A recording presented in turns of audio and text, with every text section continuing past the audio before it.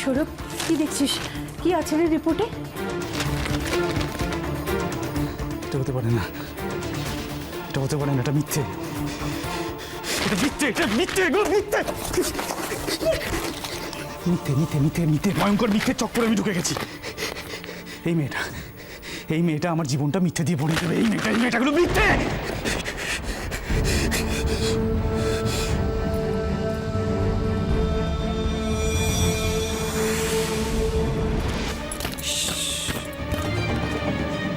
কি অদ্ভুত, কাল তুমি এক কথা বললে, আজ তুমি আর এক কথা বলছো।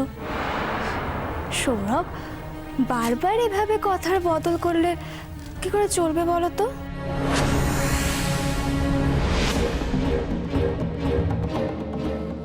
সৌরভ, 2 লাখ টাকা দিয়ে এই রিপোর্টটাকে আমি কিনে এনেছি। এই রিপোর্টটাকে তুমি যদি মিথ্যে বলো তাহলে আমি কি করে মানি বলো তো? আমাকে তো এই মিথ্যেটাকে সত্যি করার জন্য এতগুলো টাকা দিতে হয়েছে সৌরভ। Zia, report positive? মা,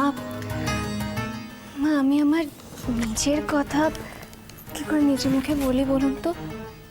আপনার ছেলেকে জিজ্ঞাসা করুন না, ওই তো আমাকে ডক্টরের কাছে নিয়ে গেছিল। আর দেখুন, ডক্টর তো আপনাদের জানাশোনা, আপনারা রেফার করেছিলেন বলেই আমিও ডক্টরের কাছে গেছিলাম। তাছাড়া রিপোর্টটা তো ডক্টরের ল্যাবরেটরি থেকেই এসছে, তাই না? সুতরাং এতে আমার কোনো ভূমিকা নেই। এখন যদি আপনার ছেলে জোর করে এই কথাটাকে মিথ্যে বলে প্রমাণ করতে চায়, তাহলে আমি কি করতে পারি বলুন মা? অলরেডি সব কিছু করে ফেলেছো, কিছু বাকি রেখেছো? আমার জীবনটা জাস্ট শেষ করে দিলে। শেষ।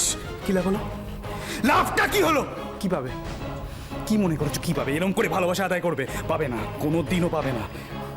আমি তোমাকে ঘৃণা করি, এতটা ঘৃণা করি পৃথিবীর কাউকে সেরকম ঘৃণা আমি করতে পারবো না, কাউকে না। সৌরভ, চুপ চুপ চুপ। এখন আমি ঘেন্না, ভালোবাসা সব প্রশ্ন থেকে অনেক দূরে সরে তাই নাকি? এসেছি।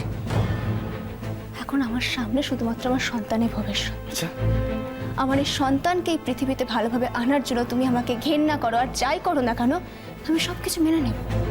কারণ নিজে আমি এই পথটা বেছে নিয়েছি। তা না হলে আমার মতো মেয়ে তোমার মতো ছেলের কাছে কোনোদিনও ভিক্ষা করতো না। এসছো কেন তাহলে ভিক্ষা করতে? আচ্ছা, তোমার কি মনে হয়?